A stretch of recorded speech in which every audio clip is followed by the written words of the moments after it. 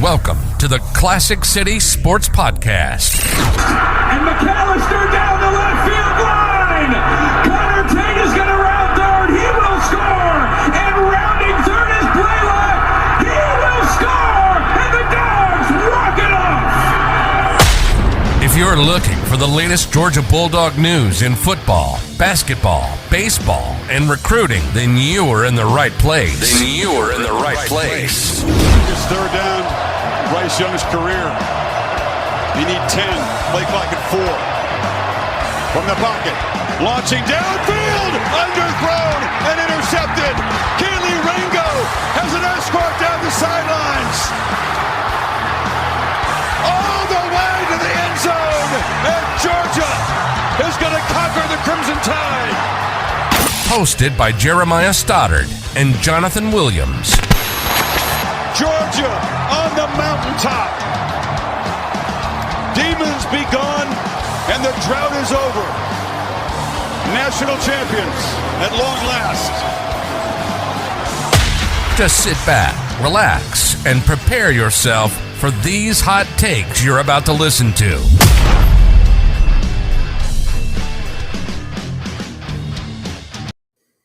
All right, welcome back to another episode of the Classic City Sports Podcast. As always, Jeremiah Stoddard and Jonathan Williams. Another exciting episode for us today. As you can see, we're going to do some early predictions for Georgia's 2023 season. In a few ways, there's a lot of money lines out there that have come out, or at least predictions of scores and all that kind of stuff coming out. The new schedule conversation has been going around. Georgia has a couple of game times announced for this year, so we're going to jump into all of that and maybe a little bit more as we continue through this conversation. But Jonathan, let's go ahead and start with the game times that were announced. You got UT Martin, Ball State, and South Carolina games announced. So those are the first 3 games of the season. How are we feeling about them? I know a lot of people are probably disappointed that UT Martin is looking like the only night game, but I don't even know if you can classify UT Martin as a night game. It's at 6 p.m. That's still we haven't flipped clocks yet at that point, so it's still daylight really until about 8:50, and that game's probably going to go pretty quick. Who knows how long that game will last? It's UT Martin. Georgia's probably going to break the doors off of them early and get on up out of there. So you might get to light up Sanford in the fourth quarter or so. But honestly, I think the other thing that people are going to pick a bone about is the fact that it's on ESPN Plus as well. First game of the season, but it is worth noting that every single SEC team has to be on ESPN Plus at some point in the year. So if you're going to have a game that's on ESPN Plus, it might as well be the UT Martin game, first game of the year. Go ahead and get it out of the way so that way you can get your national TV assignments on the schedule and get those rolling and get the other one out of the way. So, I mean, a little underwhelming there, but all the other ones, I mean, CBS continues to pick up South Carolina as a 3:30 game for Georgia. That seems to be a common theme, even though Georgia has continued to just beat those suckers down every single year. But CBS still wants it, and it's their last year with the SEC. So interesting that they picked Georgia versus South Carolina. But I think it also has to do with the fact that that's Georgia's first test of the year, right? You know, that's Georgia's first true test of the year, their first SEC game. First time you're going to get to see Carson Beck or whoever as a starter face a legitimate team, or like a team that is not a UT Martin or a Ball State. So that was interesting. And then, of course, the obvious one was Georgia, Florida. You always know that one's going to be at 3:30. But I am interested to see when the SEC does make the switch to ESPN, are they going to keep the Georgia-Florida rivalry at 3:30? Because it has been for so long. You know, my entire life, your entire life, that has been pegged at 3:30. You know when that game is going to be played at and where it's going to be broadcasted. So now it's going to be interesting to see how these times switch up, you know, on those games like Georgia versus Florida. Is it going to flip ESPN, or are they going to change the time? Yeah, absolutely. That's something that I hadn't honestly, I didn't even think about that, because that's so ingrained in my head that that's what it is. Yeah. So that's going to be interesting coming next year in the 2024 season to see what happens there. And as far as the game times, it'll be interesting to see how the ESPN, how they divvy out the games in general, like what games get considered, you know, being the premier ones. Are they going to just try to slot those games like they do right now in the 8 o'clock game or the 7:30 game, that kind of thing, like they already do? Or are they going to try to do something like having a 3:30 game? I don't know. That'll be an interesting way, or an interesting thing to find out when it all kind of plays out. But yeah, I think you're right about the first game of the season being UT Martin, 6 o'clock kickoff. just the closest thing to a night game that Georgia's going to have right there. I mean, you may get Ole Miss late in the season. You might get a night game out of that later in the season, I should say. That's your last chance, I think, of getting a good night game in Sanford Stadium. But it'll be interesting to see, like you said, if it actually gets dark before that game's over, because it is one of those games that they typically go quickly. The clock keeps running. Sometimes they decide to do a running clock late in the game and stuff like that. So it just depends on where the score is at and how much Georgia just runs the clock out to see how far it actually gets to making a night game up. You might not get to light up the fourth quarter, because by even the time the fourth quarter starts, it's probably still going to have some sun out at least. So it'll be interesting to see. The good news, though, about it being at 6 o'clock is, those first few games in Sanford Stadium, if it's at noon, if it's early afternoon, it is freaking hot in there. So maybe by 6 p.m., the temperature's kind of already starting to drop a little bit, and you're not getting absolutely blistered like I did today standing outside. You're not beat red, and you're not battling the sun for the entire time. So maybe that's the silver lining if you are attending that game, if you are going to be in Athens for the opener of the 2023 season. There's your silver lining, is maybe you won't get blistered while sitting in Sanford Stadium.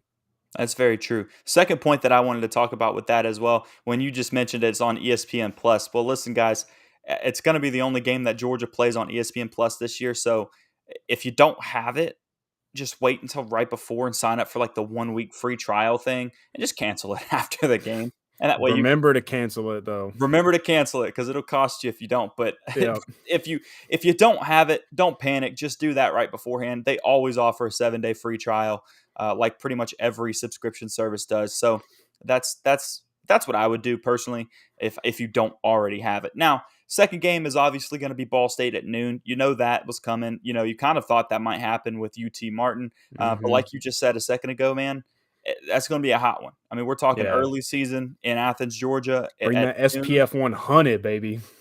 Absolutely. They need to make like a 150 for those type of games in Sanford, because, dude, there's no shade.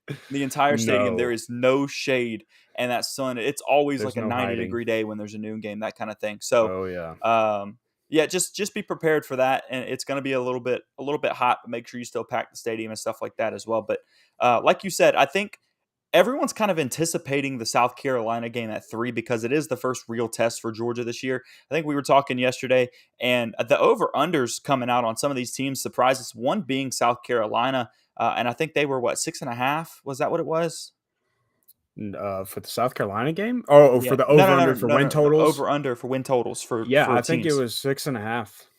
And I think 7 games, if they don't go over that, like that's a really bad season considering where they've been. You get Spencer Rattler for another year, and he's supposed to be all that. And he started playing really well late in that season. So 7 wins feels low, or something that's very achievable for them. And the reason I say it that way is because that should be a competitive game in others' eyes in that aspect of it. I don't necessarily think it's going to be a really close game, because it is in Sanford Stadium. Like you said earlier, Georgia has continuously beat them down. I don't necessarily think that's going to stop, but it's worth noting that that's probably why the CBS crew picked it up, because it is the first big game for Georgia's season. There is still a lot of question marks about what South Carolina is going to be next year, and they could be, going into that game 2-0 and looking pretty good, and all of a sudden the hype kind of starts to build, and they wanted to go ahead and lock that in before it was too late. That's my assumption, at least. Oh, yeah. I mean, I can go already tell you what the storylines are going to be. It's going to be all about Spencer Rattler. He's in his second year at South Carolina, showed a lot of promise last year. Now's his chance to help lead the Gamecocks to a successful season, while Georgia's still trying to figure things out with Carson Beck, a new starting quarterback. Those are going to be your storylines. It's all going to be about Rattler versus Carson Beck, who's going to win that QB battle. And then, of course, it's also Georgia's defense is going to get in discussion and whatnot. But it's a big year for Shane Beamer. That's why I thought 6.5 was a little low, because by now you would expect South Carolina to kind of start creeping up there in the top 3, top 4 range of the SEC East. And if you are in that top 3 range, you should be well over, or not well over, but you should be like 9 wins, 8 wins. And that's kind of what I see South Carolina being this next year, is like a ceiling of like 8 or 9 wins. And they have a pretty successful season, or successful for their standards, I guess you should say, compared to years past. Like that's what a good season for them should look like. But I don't see them being able to compete with the Georgias or whatnot of the world. That's just kind of been the battle that everybody else is going against in the SEC East. Is like, I don't know that the SEC East has always been that bad. I just think it really boils down to, like, they just can't compete with the Georgias of the world. They can't compete with the reigning national champions. They're not at that level yet. Georgia's on a totally different level. They've proved that for the last 2 years. But these other SEC East teams are still good. They just, not many people can live up to the Georgia hype or the Georgia standard, and that's what they fall victim to, and that's how you end up with a 30-point loss in your own stadium like South Carolina did last year. Hey, life comes at you fast sometimes like that, man. That was one of those early games in William Bryce Stadium, and that was a hot one up there too. That's another stadium, by the way. And Kirby Smart showed a different side of, not a different side of him, but he showed some emotions in that game. Yeah, he did. Gave him a first down MFer right at Shane Beamer after they created the turnover on down. So clearly there's some dislike a little bit between those two guys, or maybe not between both of them, but clearly Kirby Smart he felt some type of way that day. I'll say that. He sure did, for sure.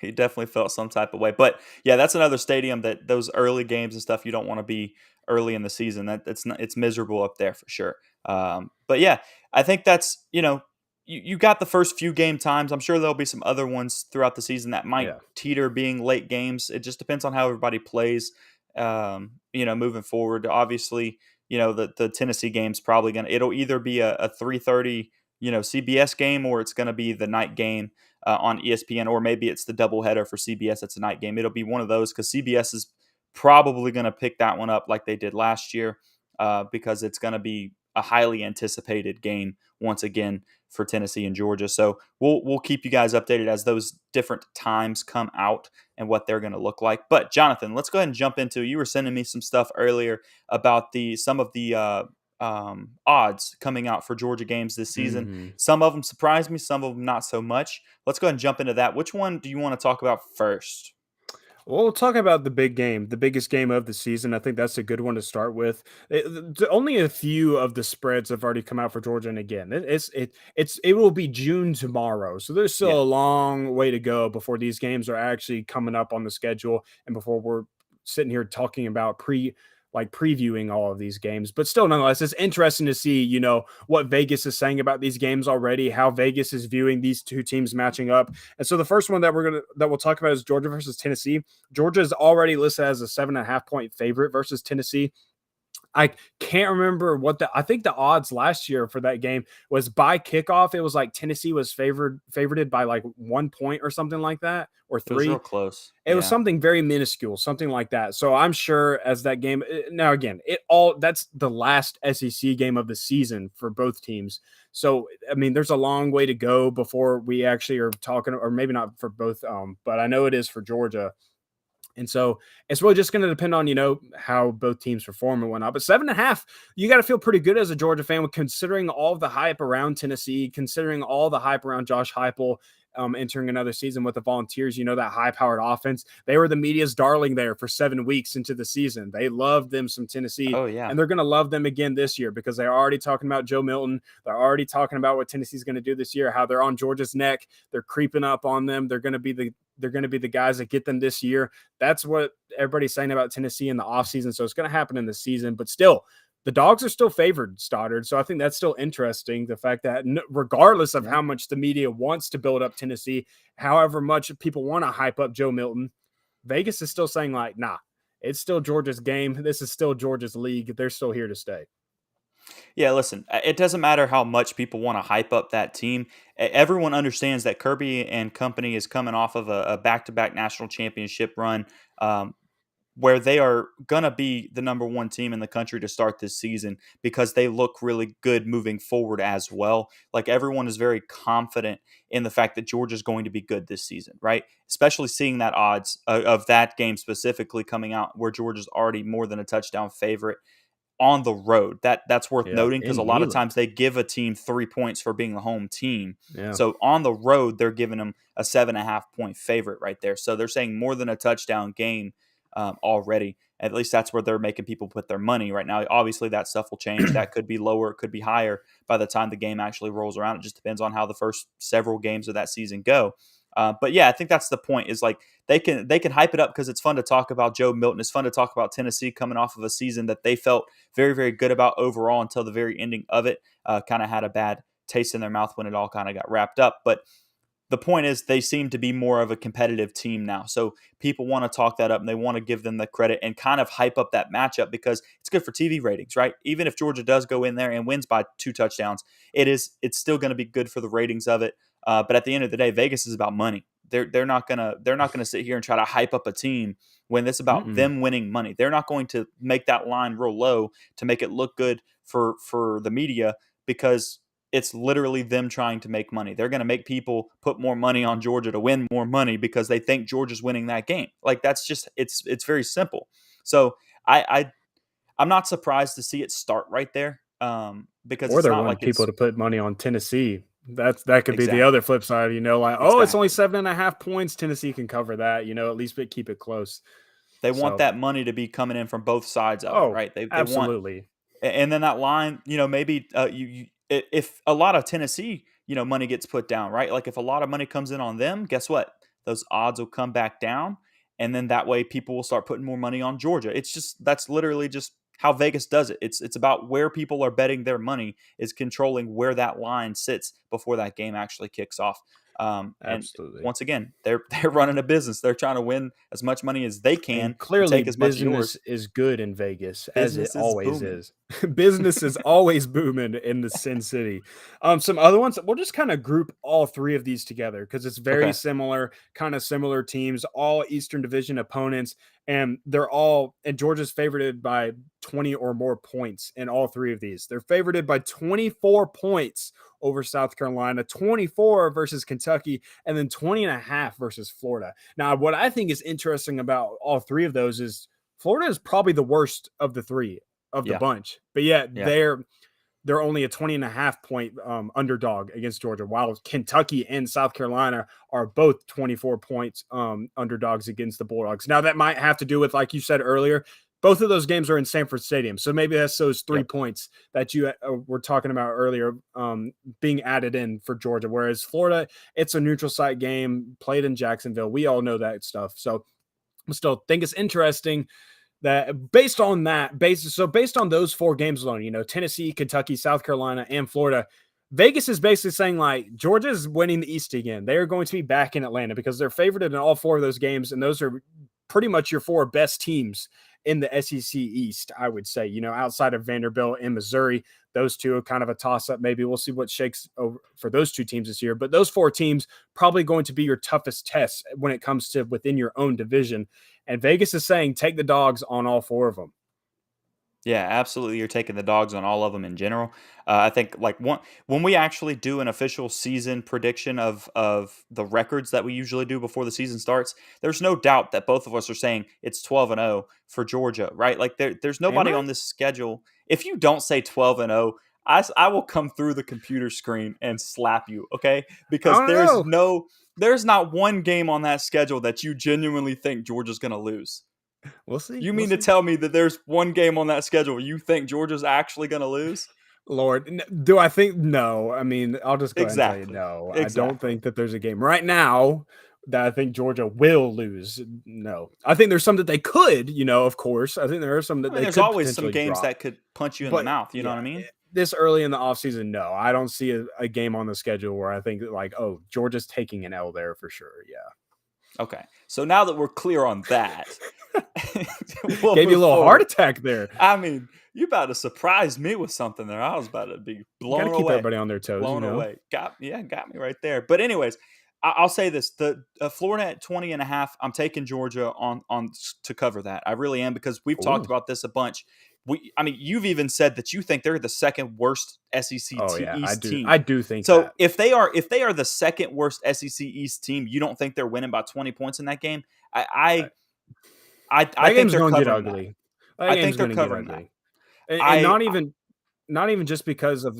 I think that game's going to get ugly purely because of how much better Georgia's defense is compared to Florida's offense, or at least how it perceives to be that way right now in the offseason. Just like on paper, how Florida's offense looks versus on paper how good Georgia's defense looks. Like that alone right now tells me like, yeah, Georgia is going to go in there and just beat the ever living brakes off of the And then you Florida add Gate. in the fact that Georgia's offense is talked about being one of the better offenses that they've had at Georgia because of all the talent that's returning and how much they still have. Yeah, they have a new quarterback, but he's been in the system for a few years learning and ready to go, and everybody's excited about that as well. So I would say I think it's very possible that Georgia covers that one. If I had to put money on it right now, I would say that they would cover that at 20.5. Dan, I have a question that you can clarify in the comments. You're saying there are publications saying 9-3. That's laughable. 9-3 for who? That like Florida? Are we talking He's 9-3 talking for Florida. Georgia, or are we saying 9-3 for Florida? He's got to be talking about Florida. Yeah, either if it's Florida I don't or Georgia, it's still because like I'll laughable go ahead and either tell you way. this. You know, Florida's got to go. I mean, has to go out to Utah this year. Yeah, We're waiting on it. It's got to be that though. But while we're waiting on him to say, yeah, Georgia, there's no way Georgia's 9-3. 0% chance now. Georgia's 9-3. How far are you delayed? Yeah, I might be. Yeah, I think you're we're delayed. lagging behind a little bit. You are Yeah. delayed. All right. Real quick to finish this part up before it gets worse on us. I think Kentucky at minus 24. I think it's possible Georgia can cover that one. I'm not saying they will cover it, but I think it's possible that they cover that one because that game's in Sanford Stadium. Then you've got the South Carolina one at 24. I would say Georgia, if I had to put money on it right now, I would not probably put money for Georgia to cover that game. I know it's in Sanford Stadium, but like I said earlier, there is a lot of firepower on that offense at South Carolina, and there's a lot of hope for them this year, right? We saw them put up 60 points against Tennessee to end the year last year. I think it's a very big possibility that they come in and at least keep it a little bit reasonable. 24 points feels high for that game. That's all I'm saying. I mean, it's hard to argue there. You know, South Carolina is going to show up for that one because they're going to be juiced to be playing some real football themselves as well and finally get in that SEC slate. And it's early in the year. So, you know, but then again, I know South Carolina does have some firepower on that offense, but like I said, Kirby Smart and those boys are going to be juiced up just as much as South Carolina is. Those fans are going to be juiced up in Sanford Stadium to get their first true look at their back-to-back national champs. So I don't know. I mean, it could get ugly really quickly, as we've seen Georgia do many of times. I think Georgia's going to show up for that game, of course, and I don't know. I think I could go either way. If you told me that Georgia won that game by 35 points, I would believe you. If you told me that Georgia won that game by 20 points, I would believe you as well. But other than that, but bottom line, Georgia's probably still going to win that game pretty big. Yeah, I mean, Georgia, like I said, I've got Georgia winning all of these games regardless. It just becomes a debate of whether or not they cover the spreads at that point. And, you know, it may be Georgia, they put it on them in South Carolina last year. It was a home game for them. They still had Spencer Rattler last year. They had some talent on that team, and they started to look much better after that game as well as the season progressed. So, I mean, it could definitely go either way on it. But if I had to put money on it today, I see a comment saying 51-6 Georgia on that. And while I'm here for it, don't get me wrong, I absolutely would love that. I would not put money on that. I would not put money on that. If Georgia wins 51-6, oh my gosh. You're going to have so many people saying like, yeah, Georgia's winning it again, boys. Go ahead and wrap up the season. They just beat the brakes off of South Carolina 51-6. Go ahead and give them the college football playoff trophy for the third year in a row. Good Lord.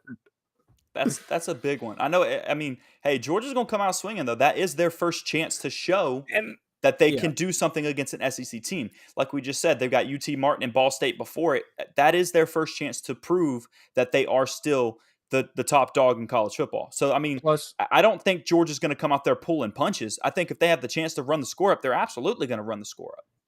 I think something to remember too. I believe it was last year where I can't remember what the exact statistic was, but basically Georgia was exceptional against the spread. Like Georgia was the team to be the team to bet on if you were going to go if you were shooting for spreads. Like Georgia was the most profitable team out there because they were always covering the spread. And so Kirby Smart, whether he would admit it or not, might be paying a little bit of attention to those numbers and making sure that those Georgia fans go home happy with money in their pocket with a dub alongside of it. So maybe, or that's still something to consider, that if it's at 24, maybe Kirby Smart is still shooting for a touchdown there late in the game just to make sure that Georgia covers that spread. You know, you never know. You never know what the inside job could look like there. Yeah, you really don't. But and look at that, Kirby Smart, a man of the people, right there. You know, just making Yeah, sure, like you gotta said, love those it. Georgia fans got to go home happy, right? They got to make sure they Get won some their money. gas They're money supposed and to win. everything. Yeah, got to help everybody out. All right, Jonathan, what other season predictions do you want to throw out there for this episode? Season predictions. I did kind of make a tweet the other day. I don't know that this is a prediction necessarily, but I guess I'll make it one. The way I worded my tweet, I didn't make it a prediction, but I'll make it one on here. I'll say Brock Bowers is a Heisman finalist. There has a tight end has not finished top 3 in the Heisman voting since 1977. The only reason why I'm saying that I think it could happen this year for Brock Bowers is because it's Georgia's last year with him. A generational talent, not only at Georgia, but in all of college football. Like arguably one of the best tight ends ever in the sport's history. And so you really want to capitalize on having one more season of someone like that. And I think Georgia's going to make the most of having 19 one more year, and they're going to make sure he goes out with a bang. And so I think they're just going to be feeding him the ball any chance that they get. And I think by the time December rolls around, they're going to be talking about giving Brock Bowers an invite to New York. I'm liking it, and I'm not going to double down on him specifically, but I'm going to double down on the Heisman finalist, and I'm going to say watch Carson Beck end up being a Heisman finalist this year as well. And the reason for it, listen to the logic at least on this, because I'm thinking about this. Georgia wants to prove that they will get these highly rated recruited quarterbacks in there and let them produce. They just showed that they could do it with Stetson Bennett last year. They want to show to the new guys coming in. Think about Ryan Puglisi and Dylan Lonergan, or not Dylan, Dylan Raiola. Sorry, wrong quarterback. Same Dylan name though. But he wants to prove that these guys coming in, hey, you can sit and wait and still be successful with us at a high level. So I think that they are going to try to throw the ball a lot. Like you said, feed Brock Bowers, but by doing so, they're going to let Carson throw the ball a lot. And if he throws anywhere near what Stetson did last year, and he'll be a Heisman finalist as well. Well, I mean, it got Stetson an invite, so surely it would probably give Carson an invite as well if he put up similar numbers. Yeah, absolutely. All right, Jonathan, what else you got for us this week? Lord, I don't know about any more predictions. You kind of put me on the spot here because we didn't really talk about going through all these predictions for the season. But yeah, I mean, I think Brock Bowers is my big one. I think that I don't call it bold, call it the cop out, whatever. I think Jamon Dumas Johnson is going to end up taking home. Is it the Nagurski? I'm having a mind blank right now for the linebacker award, best linebacker in the nation. The Butkus Award. Butkus Award. Why did I say Nagurski? The Butkus Award. I think there's a really good chance that he takes that home. I posted a tweet that showed like stat lines for Roquan Smith and Nakobe Dean prior to the year that they won the award the very next year. And it's very similar to what Jamon Dumas Johnson just did last year. And he was a semifinalist for the award. So I think he's going to have a great season for Georgia at linebacker. And I think he had 8 or 9 tackles for loss last year, which was more than Roquan or Nakobe in their seasons prior. So I think there's a legitimate chance that Jamon Dumas Johnson takes home that award, the Butkus Award, so watch out for that one. I think that's almost a shoo-in at this point. It seems like every other year a Georgia linebacker is going to be taking home that award at this point.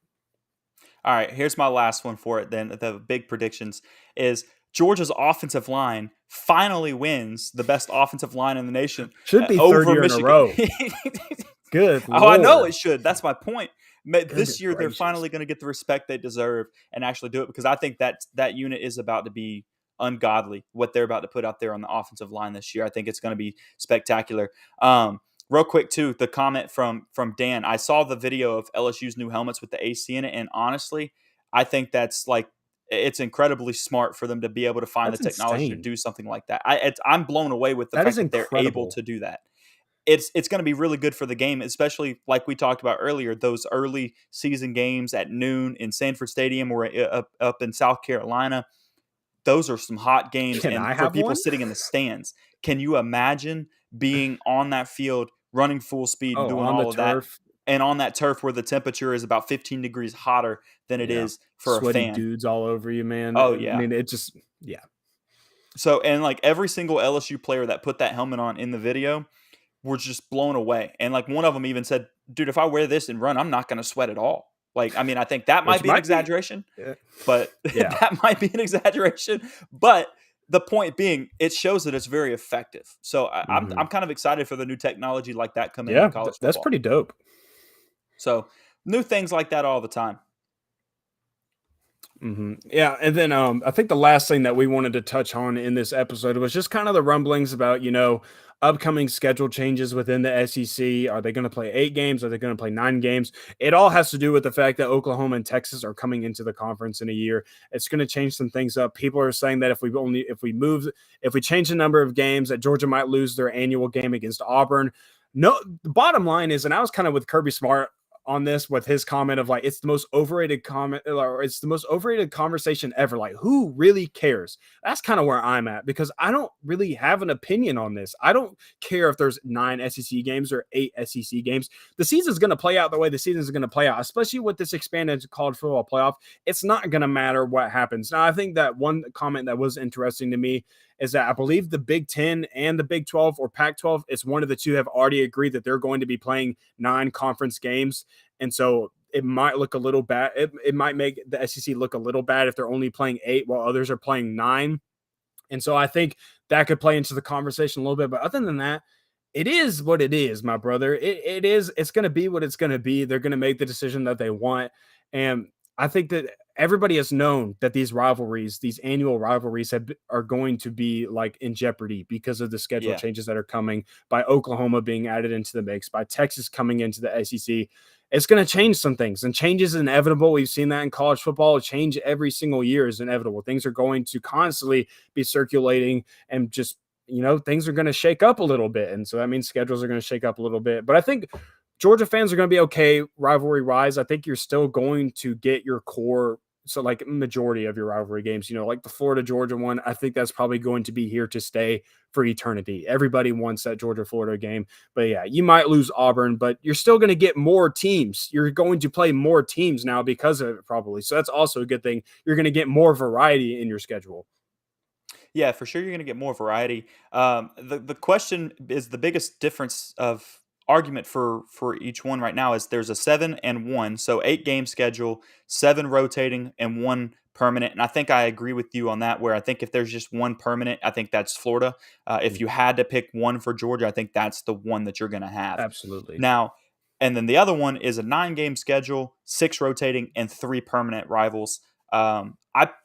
Like you said a second ago, either way is fine with me. At the end of the day, it's not going to make that big of a difference for me. But if I had to pick one right now, I kind of like the 9 with the 6 and 3, because you still get to protect 3 of those rivalry games that you do kind of want. It gives you a little bit more of that. And you still get 6 rotating SEC teams, which I think is the big thing for me on both of the schedules. Either it's 7 or it's 6 that you get rotating, and you actually get to see more of those matchups that you crave and you want to see, and you don't have to wait 6-7 years to get that matchup that you have to wait for right now. I think that's the biggest for me. And when you go and you want to add in the extra game, right? That 9th SEC game, it makes your schedule a little stronger. Maybe Georgia fans get a one more good home game that they crave so much that they can actually get more night games. I think that's good for you. And when you consider the fact that the schedule, or with the playoff schedule, is about to go to 12 teams, right? Who cares if you have one more game? If you lose that extra game, right? It's not going to matter, because if you're Georgia's going to lose 2 games and still make the 12-team playoffs. Mm-hmm. So it doesn't matter anymore. So I think adding that extra SEC game would be more entertaining for the fans. We might get a better home game for Georgia, and it keeps you from having too many noon kickoffs against Ball State, UT Martin, that kind of thing. And honestly, maybe we can get rid of that Georgia Tech game. I don't care about that. It's until they actually want to be competitive again. It's like having UT Martin and Ball State on your schedule. I mean, what's the difference? Show me the difference on that. I don't see one. It's funny because I think both parties at this point are just ready for that game to maybe be put to rest, because Georgia fans are tired of the boring end of the year game against Georgia Tech because they know they're going to win by 40. Georgia Tech fans are tired of having to play Georgia at the end of their schedule and get the doors broken off against them every single year against Georgia. So I think both parties would, while there might be still some some reactions to it because, that is such there's a very historic rivalry, that's between two in-state schools just right down the road from one another. So there's a lot of history to it. But, 3 years after it was gone, I don't think anybody would have blinked an eye about it. I think all fans would be okay with it. They'd move on to the chains. They'd get used to it. They get accustomed to it. But it would be a little sad to see it go just because that is always kind of a fun rivalry, between the Governor's Cup, the two. So it always sucks to see things change and see things like that having to maybe, disappear and not happen anymore. But as we said in the episode, and as Harry said it in the comments, change is inevitable when things are changing in college football. And so that's kind of what you're going to see over this next year. A lot of change is going to be happening over this next year. But guys, I think that is going to do it for this episode, unless Stoddard has anything else to add on this conversation. He's shaking his head no, so I'm going to keep going with my outro for you guys.